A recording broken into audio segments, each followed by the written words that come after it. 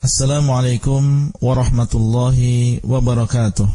Alhamdulillah wassalatu wassalamu ala Rasulillah wa ala alihi wa sahbihi wa man wala. Halaqah yang ke-17 dari silsilah ilmiah penjelasan kitab Al-Usulul Thalathah wa Adillatuha, 3 landasan utama dan dalil-dalilnya, yang dikarang oleh Syekh Muhammad bin Abdul Wahhab At-Tamimi rahimahullah. Setelah beliau menerangkan kepada kita bahwa Rabb yang memiliki sifat-sifat dialah yang berhak untuk diibadai dan disembah, maka beliau ingin menerangkan kepada kita tentang apa itu ibadah, supaya ibadah-ibadah yang kita lakukan benar-benar ditujukan kepada Allah. Artinya jangan sampai seseorang menganggap sesuatu bukan ibadah, padahal itu ibadah. Kemudian dia serahkan sesuatu tersebut kepada selain Allah, sehingga dia terjerumus di dalam penyerahan ibadah kepada selain Allah SWT. Oleh karena itu di sini setelahnya beliau ingin menyampaikan kepada kita tentang apa itu ibadah dan berbagai macamnya. Beliau mengatakan wa anwa'ul ibadati allati amarallahu biha mithlul islami wal imani wal ihsan. Dan macam-macam ibadah yang Allah perintahkan kepada kita seperti Islam, iman dan juga ihsan. Ini adalah bagian dari ibadah.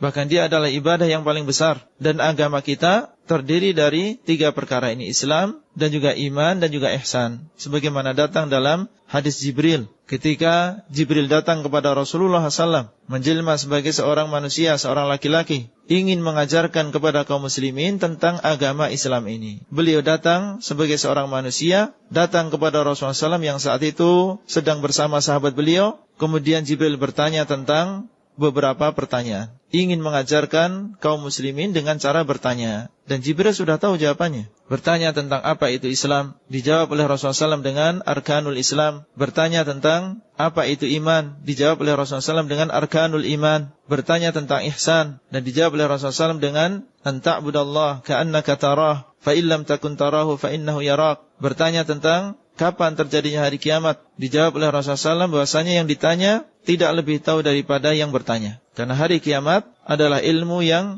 khusus bagi Allah SWT, tidak diketahui oleh yang lain, baik seorang nabi maupun seorang malaikat. Dan bertanya tentang tanda-tanda hari kiamat, dan dijawab sebagian oleh Rasulullah SAW. Kemudian di akhir hadis Rasulullah SAW mengatakan kepada para sahabat, hadza Jibril atakum yu'allimukum amra dinikum. Ini adalah malaikat Jibril yang datang kepada kalian, ingin mengajarkan kepada kalian agama kalian.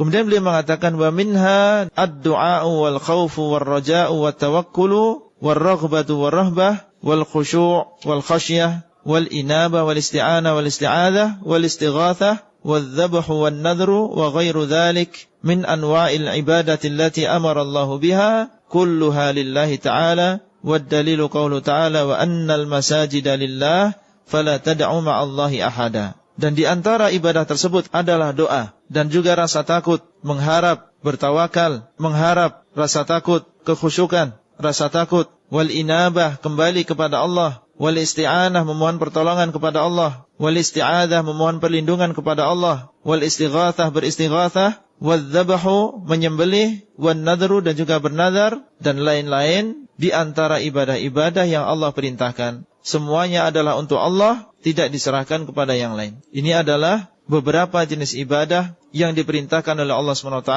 yang tidak boleh diserahkan kepada selain Allah SWT.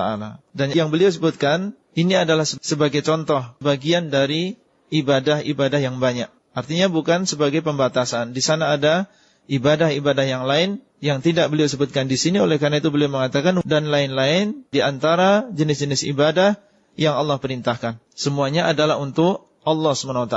Para ulama telah memberikan definisi tentang apa itu ibadah, sehingga bisa kita masukkan sebuah amalan, sebuah ucapan termasuk ibadah. Dan definisi yang paling bagus, dan ini diakui oleh para ulama, adalah definisi ibadah, yaitu ismun jami'un likulli ma yuhibbuhullahu wa yardah minal aqwali wal af'al adh-dhahirati wal batinah. Yang dimaksud dengan ibadah adalah sebuah nama yang mencakup segala yang dicintai dan diridhai oleh Allah SWT, baik berupa ucapan maupun perbuatan, baik yang zahir maupun yang batin. Karena di sana ada ibadah yang kelihatan, dan di sana ada ibadah yang ada di dalam hati seseorang, seperti rasa takut, tawakal kepada Allah, rasa cinta kepada Allah, rasa mengharap kepada Allah. Ini adalah ibadah-ibadah yang berada di dalam batin.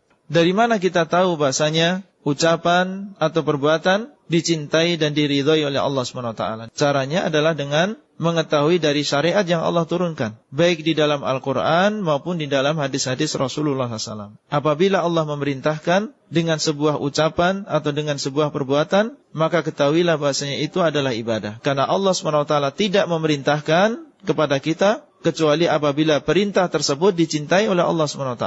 Allah SWT berfirman, "Wasabbihuhu bukratan wa asila." Dan adalah kalian bertasbih, mensucikan Allah waktu pagi maupun waktu petang. Menunjukkan bahwasanya tasbih adalah dicintai oleh Allah dan dia adalah ibadah. Allah mengatakan, "Wa aqimus shalah." Dan hendaklah kalian melakukan salat, menegakkan salat. Memerintahkan kita untuk melakukan salat menunjukkan bahwasanya ini adalah dicintai oleh Allah, berarti salat adalah ibadah. Dan kita bisa mengetahui sesuatu itu dicintai oleh Allah atau tidak di antaranya selain dengan adanya perintah dari Allah SWT, terkadang kita bisa mengetahui bahwasanya itu adalah ibadah apabila Allah memuji orang-orang yang melakukannya. Apabila Allah memuji sebuah ucapan atau orang yang mengucapkannya, memuji sebuah perbuatan atau orang yang melakukannya, maka ketahuilah bahwasanya itu adalah ibadah. Sebagaimana ketika Allah memuji orang-orang yang menunaikan nadarnya, menunjukkan bahwasanya menunaikan nadar adalah ibadah. Dan Allah memuji orang-orang yang memberi makan orang lain, menunjukkan bahwasanya memberi makan adalah termasuk ibadah. Kemudian beliau mengatakan, dan dalil bahasanya ibadah-ibadah ini diharamkan diserahkan kepada selain Allah adalah firman Allah SWT, "Wa annal masajida lillah fala tad'u ma'allahi ahada." Dan sesungguhnya masjid-masjid adalah milik Allah. Ada yang mengatakan masjid-masjid di sini adalah bangunan, yaitu bangunan masjid. Dan ada yang mengatakan bahasanya al-masajid di sini adalah anggota tubuh, anggota badan yang digunakan untuk bersujud. Maksudnya adalah jangan sampai menjadikan anggota badan yang digunakan untuk sujud kepada Allah digunakan untuk bersujud kepada selain Allah, yaitu dahi, kemudian dua telapak tangan, dua lutut, demikian pula dua ujung kaki. Ini adalah anggota badan yang digunakan untuk bersujud. Kemudian beliau mengatakan, "Faman sarafa minha syai'an li ghairillah fahuwa musyrikun kafir." Maka barang siapa yang menyerahkan, memalingkan sebagian dari ibadah-ibadah tersebut kepada selain Allah, maka dia adalah orang yang musyrik, menyekutukan Allah, dan dia adalah orang yang kafir,